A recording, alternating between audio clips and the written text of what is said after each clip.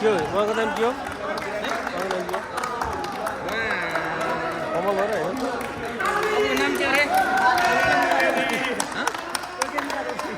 योगेन्द्र जोशी भर्खरै योगेन्द्र जोशीजीले शीर्षासनको पनि मयूरासन गरेर देखाउनु भयो उहाँ हुनुहुन्छ बैतडीबाट योगेन्द्र जोशी